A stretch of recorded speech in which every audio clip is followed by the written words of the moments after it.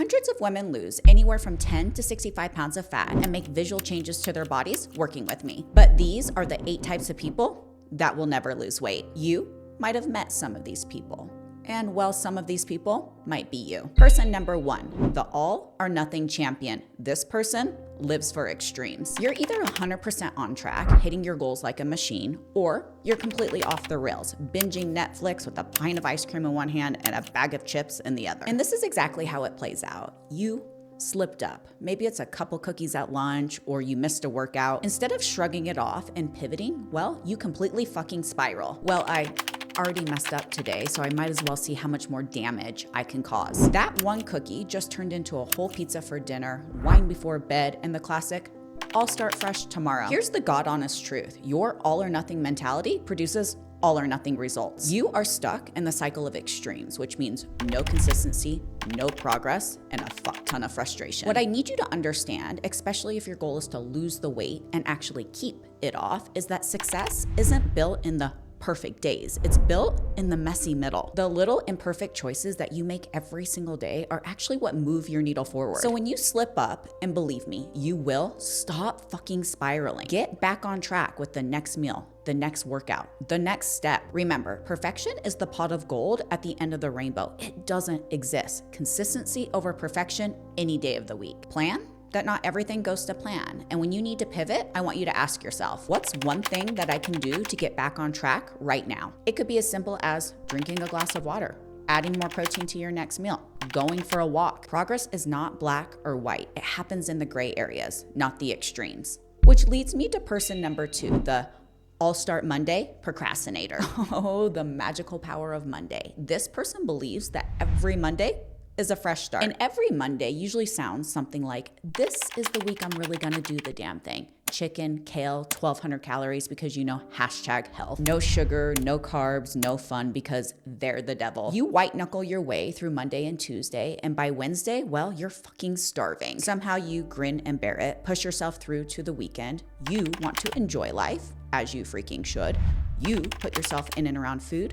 You can't control yourself, and what you eat, like an asshole. Sunday night rolls around, you're kicking yourself in the ass. You convince yourself that next week will be different. Spoiler alert, it never fucking is. And here's the thing that I can assure you. You are not broken, but your strategy fucking is. This cycle of restriction and binging is rooted in this belief that you have to be perfect to succeed. I can promise you, if perfection was a requirement of success, I wouldn't have my dream body at 39. Progress doesn't come from starting over every Monday. It comes from finding a plan that you can actually stay consistent to. That includes weekends. That includes the cookie. That includes the occasional glass of wine. My clients enjoy all of these things because that is the only way it will ever be sustainable. So I want you to ask yourself, what is one small thing I can do today, no matter what day it is, instead of waiting for Monday? I need you to cultivate values that are in alignment with your goals, because I can assure you, until you become the person that achieves those goals, instead of just doing something to chase XYZ result, you will continue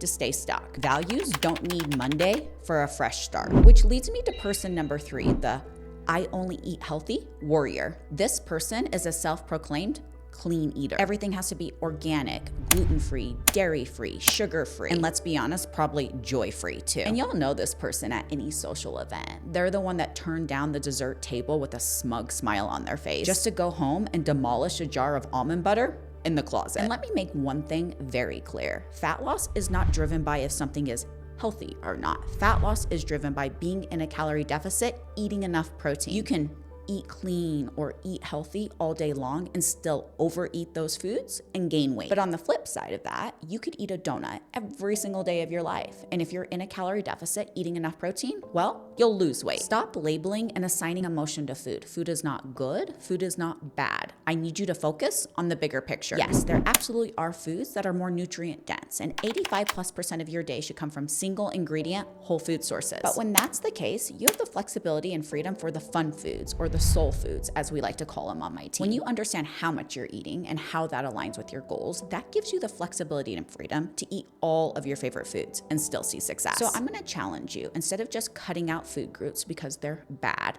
Track your portions for a week or two and see what's really going on. You do not need to live off of celery sticks for fat loss, but you do need to know the difference between eating clean and eating in a calorie deficit because they're not the same thing. Awareness is absolutely everything. Which leads me to person number 4, the Fad Diet follower. This person changes their diet more than they change their underwear. They eat, sleep, and breathe the diet. They live in the diet. They don't have an identity outside of the latest diet that they're on. One week it's keto, the next week it's intermittent fasting, and before you know it, you're sipping celery juice because some influencer told you it's the secret to a flat belly. You're out here throwing so much shit at a wall, you have no idea what's sticking. You're not giving anything enough time to see results, but yet you want to convince me that you've tried absolutely everything and nothing works. The magic isn't in a diet, it's in your consistency. Pick an approach that you can stick to longer than a week and watch what happens. Results don't come from hopping from one plan to another. They come from showing up for yourself day in and day out. Realistically, I would love for you to give me 12 solid weeks of consistency with one approach. Track your progress during that time and only adjust if absolutely necessary. And remember, there is no best diet. The best diet is the diet you can actually stick with long term. Which leads me right into person number 5, the I'm too, insert whatever excuse, person. I'm too busy, my kids, my job, my age, my hormones, my metabolism. And these are all valid challenges. I'm not saying that they're not. And sure, some circumstances make some situations harder than others. But let's be real. If you have time to scroll Instagram or TikTok or YouTube for hours, you have time to meal prep or squeeze in a 20-minute workout. And I'm gonna stick my coaching hat on, and I truly wanna make sure that you're in a space to receive this. And I mean this with all the love in my heart, but you are not special.